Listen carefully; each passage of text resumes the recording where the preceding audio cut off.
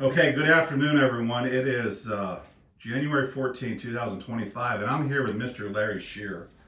I call him that because I do respect Larry. I've known him a long time.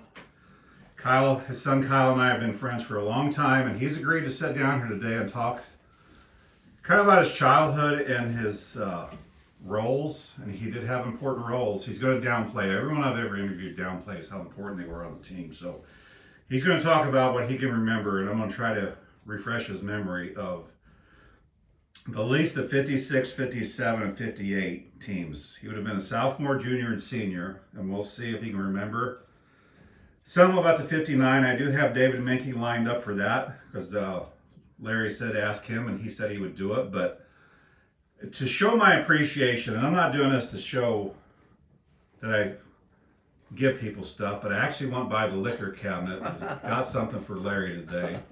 And the brand he liked, which was what do you normally like? Buffalo Trace. They did not have that. Oh. They only get it like a box every 5 months. He said. Yeah, right. I know they do. So the guy in there recommended this, and he said Larry would like this. And to show my appreciation, you Larry, I truly do. Scotch is good. I got you this right here. Oh. It's called Heavenly Hill. Ah. And I don't know if I'm just going to show you on the camera here, but that is for you, for sitting down and talking Well, to me. thank you so much. I hope you enjoy it. I'm sure I will enjoy it. So, I'm sure. and I'm just going to do a quick reference because I know the people from New Haven like when I show this all the time, but I always do product endorsements. Yeah. He has Diet Mountain Dew, and I'm showing you Sundrop. So those are official beverages for the interview today. So, Larry, let's start at the beginning. What you know? I'm gonna ask. Okay.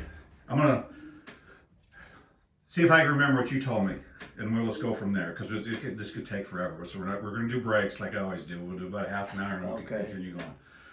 You told me when I was here the other day that you were born or you were raised on the farm around Dissan, Missouri. Is that correct? Right, that's correct. Yes. Can you say exactly who owns that farm now? Is it still in the Scheer name or? Well, it's not in the Scheer name, sort of, kinda. Ralph Scheer and Barb are the neighbors next door, but Barb's brother, Lloyd Cluppy, bought that farm now. Okay. Now he's passed away, but his wife still has it, and so this would be, I'm giving some reference to people who know around New Haven. This was like in between where Ralph lives now and like the area where Wally has ground, like in that area. Is that where you got? No, it would be between Ralph, not where Steve lives. Okay, his son Steve. Steve. That was Ralph's dad's farm. Okay. And then ours was just the adjacent farm to the west. So you're between there and Highway Y. And right, Yeah. and Dissan and Highway Y, exactly.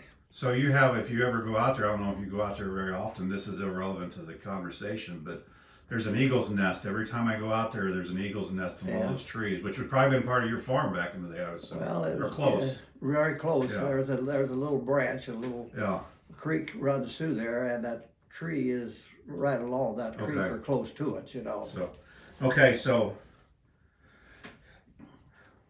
I'm not going to ask really about your parents, but how many siblings did you have? One. So Vernon was the one and only. Right. Okay, so obviously you guys had children that were very good in athletics also.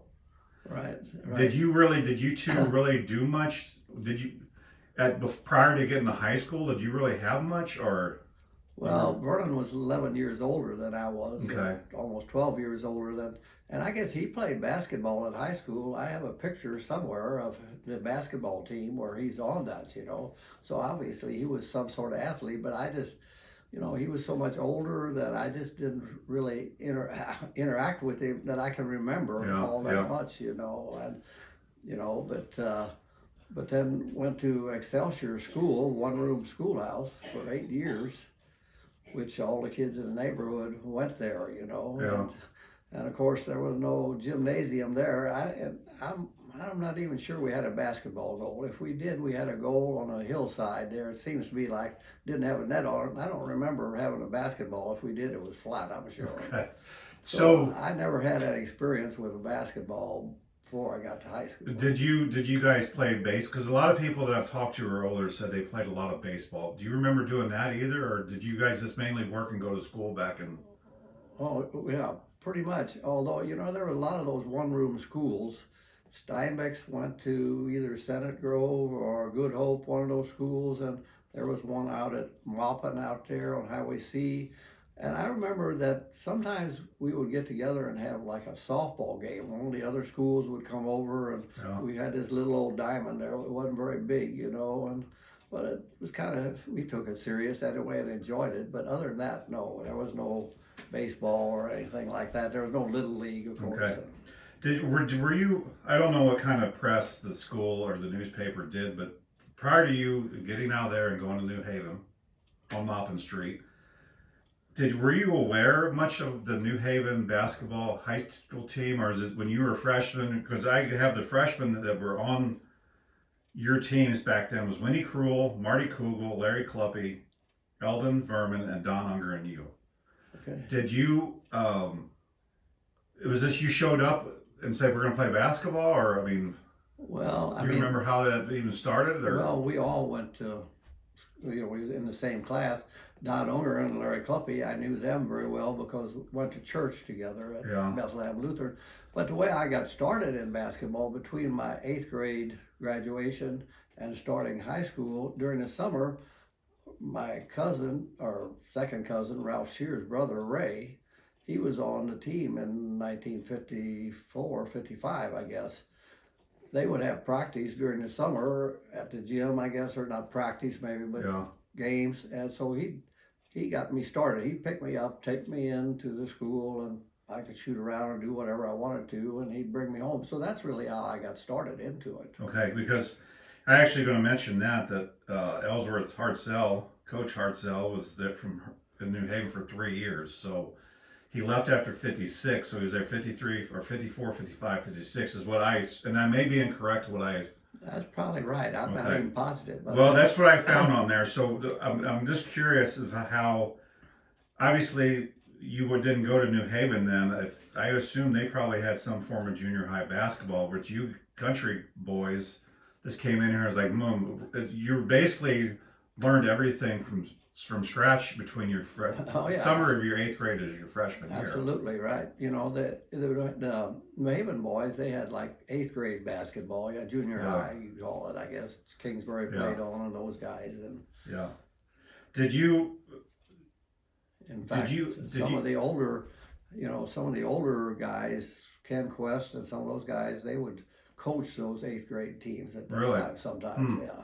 Did you ask your cousin Ray to take you in, or did he just say, "Hey, Larry, let's go in. We're going to play basketball"? Do you remember that, or? I don't really, but I think he probably asked me. Yeah, I didn't Okay. probably ask him. He probably asked me, "You want to come on in? Why don't you go along with me and play Okay. some basketball?" Did you find when you started that it was fairly easy? Or, I mean, do you remember as like, hey, I kind of struggled here the first couple of years? Because it isn't like when Kyle and I were kids and we would sit out here behind your house and shoot baskets on your basket out here. Did you kind of struggle? Oh yeah, absolutely. Okay. didn't even know how to dribble a ball. I never did learn to dribble very well, for sure. But Yeah. I mean, it was from square one. Yeah, it was a struggle, that's for sure. I didn't play much my freshman year, even. Okay. And I think I've told you before, I interviewed Dwayne Cretley about Herman through the 60s, and he said that basically Coach Gosen coached, they didn't have a freshman, and he coached JV and varsity. So did Coach Hartzell coach a freshman and JV also, or is it you guys all in at the same time? Do you remember? There was no freshman. There Okay. was just JV and varsity. Okay. But he coached both, Okay. yes. Joe, so we'll build up here. I see the ones that I mentioned earlier. So the ones ahead of you would have been, Kingsbury was behind you. So when you, who would have been in the class the really good players ahead of you that when you would have played with when you were JV? You understand what I'm saying? When I was JV. When you were freshmen, who would have been the sophomores that would have played together? Or were they all moved up on varsity at that level? Well, I don't know. I'm trying to think. I can't really think who would have been. I was trying to think of that this other day when you were talking about this. Who would have been on this JV team? But it probably would be in the annual, wouldn't it? Who was on the JV? Well, I can look here while we're doing it, but I'm just curious. Did you? Did they kind of the ones that had older than you? Obviously, you said you learned had to learn a lot from the get go. Did they kind of take you younger boys? I mean, who would have all out of your group would have come? Who were the New Haven kids out of the? You know, I mentioned it was Wendy. He was in town, I guess. Was Marty in town, or was he? He was in town, right? Okay. Larry Cluppy was out in the country, I imagine. Don Unger was in the country. And then was Eldon Verman? Was he a town kid, or was he? Yeah, he was a town kid. Okay. So I'm just curious if they would have the ones that actually had some playing time. Did you ever get discouraged to the point it's like, hey, I don't know if I want to do this, or do you say no, I enjoyed it? No, I never did. Okay. So, look, I'll try to. I'm opening up here to the. At the time, you'd have been a freshman in 1955, right? Is that what I'm saying? Yeah, right, you've been a freshman. There should Wendy, be. Yeah, you're number one. You're the top one in your little thing. Is there a picture of the JV team in there? Yeah, but I already opened up. So Okay. your sophomores in there. Skip would have been, but he was probably on varsity at that time, right? He was on the varsity. Okay. He did play on the varsity, and that he was young yet, but he was on the varsity in '55. So was is it Richard? Is it how do you pronounce it? Ploger or Plager? Well, everybody pronounces it different. How did you pronounce it? I always pronounced it Ploger, but a lot of people pronounced it Plager. Okay. So was he moved up on varsity at that time? Because he would have been a sophomore. He probably played. He would have played. Okay. Yeah, he would. That's right. He would have been. So And Rodney Grannon, did he play? yeah, probably. Okay, and then you had Roger Vetter. I don't know if he did. No, So Leftman, did he play? no, I don't think so. Clyde Borketing. No. So you guys are basically kind of your freshmen and maybe a couple older. Yeah, maybe I played more when I was Okay. a freshman than I thought. Well, this was been in remember. JV, so Yeah. I was just curious of how many people were on your team. So Eldon would have played some. okay. I know. So we're going to start out 54, 55. Obviously, you were on JV, then you were a freshman. So what I have done here, and I do this quite a bit, is I just go through, I keep track of all the scores, and I kind of, now you're probably not going to remember a lot of these because you were young, but I'm just going to recap them, okay? So the varsity, the team that year was Bernard Harskamp, Conrad Lowney, Ray Scheer, George Baker, Aaron Cookie Smith, Skip Wolf, Bob Fry, Burnell Hare, Ken Quest, Larry Dietrich, and Bill Wilson, which I know the majority of them on that team or knew them prior to them passing. So I never, obviously Quest was gone. I mean, a lot of those guys stayed around here. So that year, under Coach Hartzell, or Hartzell, however you want to say it, they were 26-4.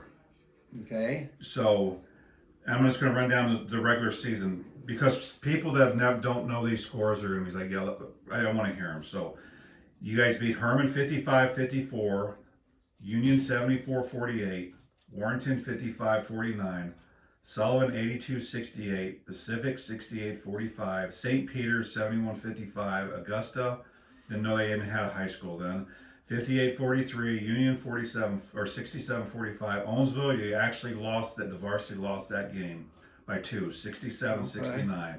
And that may have been, you mentioned earlier, who was on your team up there at, is it Missouri, where you go to Missouri Valley, that may have been the Knehans, would he have been maybe around that time? Or, I don't know. I mean, he was a senior, same year I was a senior. Okay. Yeah. So he may have been moved up though as even a freshman a little bit to help them out. Could have been. So in Pacific 68-52, Sullivan 72-70, Washington 67-50, St. Clair 68-59, Francis House 76-68, and then St. Clair 75-48. So it wasn't the dominance as you guys had going forward, but you guys did beat some teams pretty easy. And I'm going to go through the tournaments just so people that don't know any of this kind of gives them an idea where they played. They played at the Bowling Green tournament, which I think you guys, New Haven, played through the 70s up there. Because Dwayne Cretley said he remembers playing the 70s New Haven team with Mark Paley in the Bowling Green tournament. Then New Haven almost beat Herman that year. I mean, I never played at Bowling Green tournament. So maybe they started back up after that. Could be. Bears. So they played Maplewood and lost. So that was their second loss, 64-68. They beat Herman 78-57. And then they lost to Wellsville 63-68. So they had 3 losses at that point. Really? And what I read was Wellsville was pretty good. You know, they were good in the 80s, but I heard they were pretty good a tail stretch and maybe in the 50s, or early 60s at some point. Well, I mean, you might be getting to that where they were in the district. The They district. they lost to Montgomery, didn't they? Yeah, we're going to get to that. So Montgomery was really good. yeah. So then he went to played in the Augusta tournament. Did you play it all when you were on varsity in Augusta tournament? No. Because this was the only year they had it on here. Yeah, I can't. You know, I just have to say, Ken. You know, you talk about all these games, but as a freshman, I probably didn't even go to a lot of them. And that's what I'm saying is I just want to build up to show how good you guys were getting this reason, and not so much for you to remember. I mean, but, I wasn't old enough to drive, and my parents Yeah. weren't going to drive me back and forth to games Yeah. or even get. Yeah. I just went home on the bus, and they played Yeah. basketball. Well, I'm doing this for everyone just to kind of give an idea of how good you guys were progressively getting through the years. Not so much because I knew you said you didn't play, but so they played an Augusta tournament and beat Wentzville 65-40, Silex 69-47, Francis House 66-32. So they end up winning that tournament. Then they end up playing Sullivan in the Sullivan tournament, Bourbon 65-31, St. Clair 78-63, Steelville 88-72. So that was the end of the season. So I guess at the time, and I noticed this looking through one of the books, there was only 2 classes in 55, Right. A and B. A and B, right. So I guess at that time they didn't have districts, or was it called sub-state then? Well, I'm not sure. Or either. sub-regional. Sub-regional. It could have been sub-regional. So the varsity beat Chamois 66-44, St. George 83-71, Steelville they only won by 2, 64-72, and then they played Herman 63-58. So then they advanced to the regional, which it doesn't say where it is in the yearbooks or the other one, but the varsity beat Bonne Terre 75-72, and this is what you mentioned earlier about Montgomery. They lost to Montgomery 52-81, and Montgomery ended up getting beat by Branson in either the next round or the following by a score of 55-39, and Branson went undefeated that year. Oh, really? Yeah, so it was, who knows if you didn't have to go through Montgomery and possibly would have been 3 classes. I mean, it could have been potentially 4 years in a row or 5 years in a row state champions. Potentially, I guess. Yeah. They were pretty decent, yeah. Yeah, so you said you didn't have, and what I'm going to do is I'm going to try to give breaks between each year.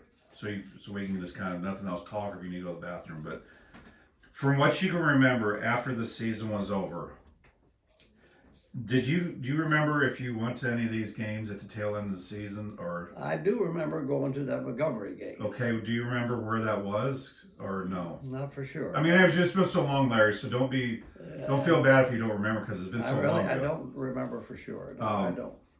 Do you remember, as a freshman, you probably don't analyze stuff as you do as you get older, but was it ever close, or did Montgomery, like, they were kind of, where it took control from the get-go? No, I think it was close for a while, but they had some, as I remember, they had a couple pretty good-sized boys, really good-sized boys, and I mean, David didn't have much height, you know. Ken Queston, he was only what would he have been, a junior maybe? Yes, he would have been a junior. You know, he was probably the tallest at 6'2" or so. And what I can remember, if it's correct, and some people that have watched this may correct me, if I remember correctly, and I don't know if you remember, when Kyle was in school, there were 2 Hinkies. We had 2 brothers named Hinky. One was a senior in his class and one was in mine. If I can remember correctly, Montgomery had a Hinky that was pretty good back in that day. That could be right. Yeah. So after this, did you guys? I mean, obviously, I don't know what it's been so long ago. If the attitude in the town or the school is like, hey, we're pretty good this year, we might. I mean, or I don't even know if that was even a thought because this was the first time, probably in who knows how long they ever made it that far. I would imagine. But was there like a buzz in the school like, hey, we're pretty good. There's a chance we're going to win all this year. Or no? I don't think so. I don't Okay. think so. Not amongst the kids now. Okay. The townspeople, I'm sure they were kind of upbeat, you know, and Yeah. probably that's the best they've done in quite a few years, Yeah. you know. Well, I didn't look prior, but I can only imagine, yeah, to get that far because I would assume if they would have beat Montgomery, they may have been in the Final Four. I don't know how many games were lined up. I know some of them were longer than that. So after the season, And Montgomery or in Herman, Dwayne Cretley said that whenever the season got over, there was no club ball, no Coach Ghostin didn't really get involved. You more or less go play on the playground Right. at the elementary school. At the time, the middle school and elementary. I'll see you back this fall when you guys are running cross country. Was that kind of the way it was with Hartzell, or did he? Oh, yeah, absolutely. No, there was no club ball or anything. No, but we did, I guess, I don't know how I kept getting into town because I still wasn't old enough to drive till October of my junior year. So how I would get into town, but maybe Hartzell would even pick some kids up. Well, I read that he would do a lot of the transporting. He would take Right. the country kids to and from practice. Yeah, he would. And what I found an interesting story, and I'll tell you, and I don't know if you were aware of this, but I found it, I think, in the book that David Mankey has, the one with all the, Right. that at some point in time when you guys played, and you probably wouldn't remember this even if you heard it, but they played somewhere and they would not allow what they called Cookie Smith to stay, that they had to go to another house and stay with someone. And Carolyn's kind of walked in, if she wants to add a little bit about that story or not, if she's agreed to sit down a little bit. But I heard that Hartzell basically kind of in a nutshell said, screw you, I'm going to take him somewhere, we're going to stay. I don't want to offend anyone with language, but more like, we're going to stay somewhere and we're still going to play this. I mean, it's possible, but not aware of that story. So it's, that was one I read, I think, in the book, but do you remember as a freshman, and we're going to take a break here because we're at 20 minutes and we're going to get ready to really dive in when you're playing some more, but did you remember, obviously basketball was new to you at the time, but I'm looking over these names. Obviously Larry Dietrich was good, Ken Quest, Skip Wolf. Do you remember as a freshman thinking, hey, Quest is really good, or hey, this guy's good? Do you remember that? I mean, as a freshman, you probably don't analyze like we do now. But I can remember like seeing when I was a kid, Bill Roundtree or Fred Johnson, think, God, these guys are like the greatest thing I've ever seen. Was there of that team there? Do you remember that was Quest the best player on that team? Probably at that time because Skip was a year younger, but Quest was kind of the center, even though he's only 6'2", but he could handle the ball well for what was considered a big man then, actually, or a big man on a team. And Skip was very good too. I guess we're still talking about, I guess Ray Scheer wasn't too bad. Well, we're still talking about the 55 or Yeah. 54, 55, and I know you said that was your cousin and he took you in. But I've heard the names like Bernard. Now Bernard wouldn't have, I guess, I don't know if he was on that team or not. He was on that team. Was he? Okay. It was Bernard, Conrad Lanning, Ray Scheer, George Baker, Aaron Cookie Smith, Skip Wolf, Bob Fry, Burnell Hare, Ken Quest, Larry Dietrich, Bill Wilson. Okay. Which Bill Wilson had a son that was a trooper that I knew very well.